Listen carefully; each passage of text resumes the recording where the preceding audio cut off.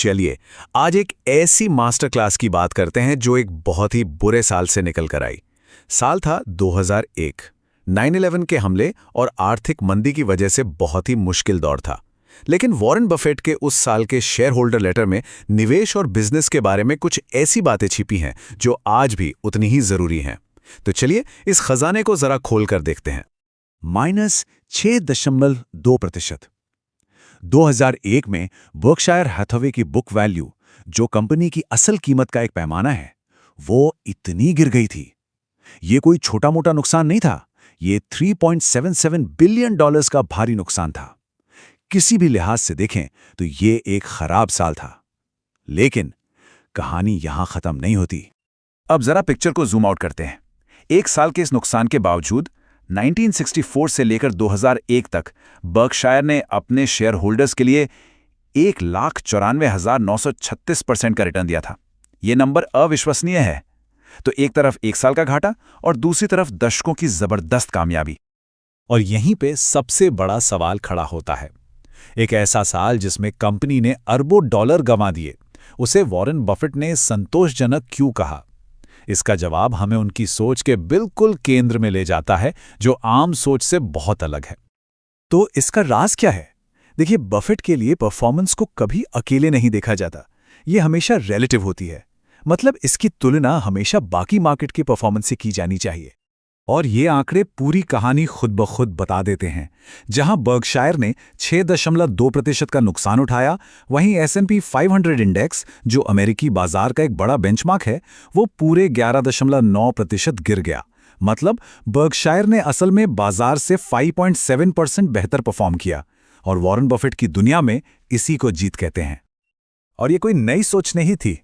ये नियम तो उन्होंने 1956 में ही बना लिया था, जब उन्होंने अपनी पहली इन्वेस्टमेंट पार्टनरशिप शुरू की थी।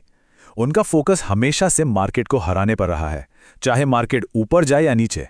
ये एक ऐसा सबक है जो हर इन्वेस्टर के लिए बहुत जरूरी है। अब आते हैं बफे के एक और बिल्कुल बुनियादी सिद्धांत पर। यह पक्का करना कि मैनेजमेंट के हित और शेयर होल्डर्स के हित दोनों एक ही लाइन में हो। मतलब शेयर होल्डर्स को पार्टनर समझो, बेवकूफ नहीं।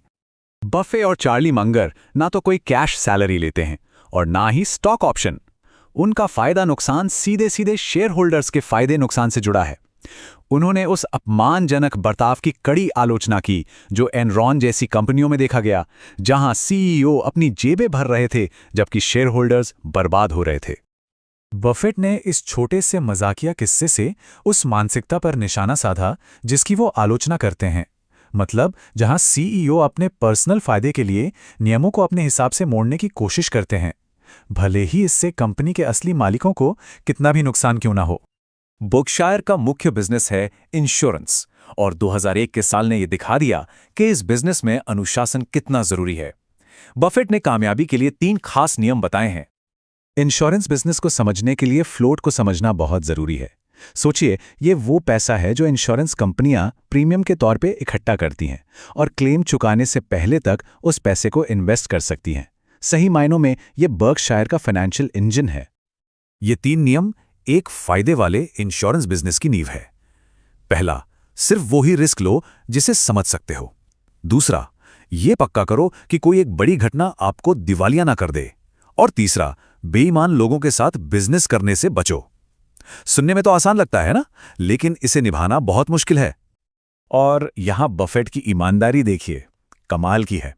उन्होंने खुलेआम ये माना कि 9/11 से पहले उन्हें जनरल रे कंपनी में आतंकवाद के रिस्क का अंदाजा तो था, लेकिन उन्होंने उस पर एक्शन नहीं लिया।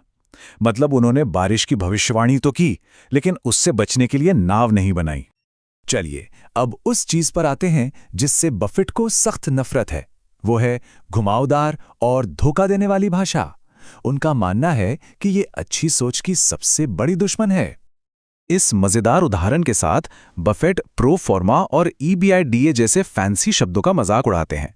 उनका कहना है कि इन शब्दों का इस्तेमाल अक्सर खराब फाइनेंशियल रिजल्ट्स को छिपाने के लिए किया जाता है, ताकि इन्वेस्टर्स को लगे कि हालात असल में जितने खराब हैं उतने नहीं हैं।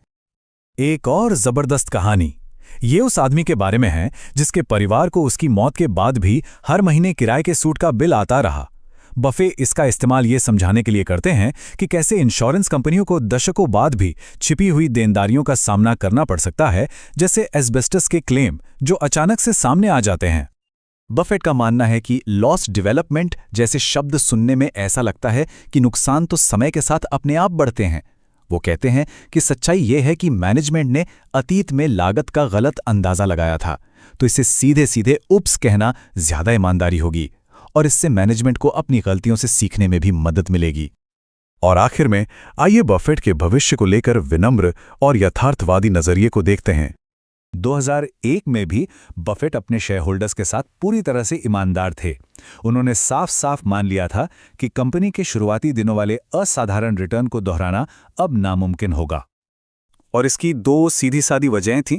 पहली कि मार्केट में अब चीज़ें उतनी सस्ती नहीं थी जितनी पहले हुआ करती थीं, और दूसरी कि बर्कशायर खुद इतना बड़ा हो गया था कि छोटे मोटे निवेश से अब कोई खास फर्क नहीं पड़ने वाला था।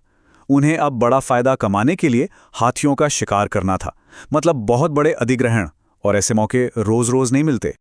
तो ये सब हमें इस आखिरी सवाल पर लाकर खड़ा करता है। रिलेटिव परफॉर्मेंस पर ध्यान देना, मालिक की तरह सोचना, अनुशासन रखना और ईमानदार रहना। एक बुरे साल से सीखे गए ये सबक क्या आज की इस तेज रफ्तार और शॉर्ट टर्म सोच वाली दुनिया में सफलता के लिए पहले से भी कहीं ज्यादा जरूरी नहीं हो गए हैं?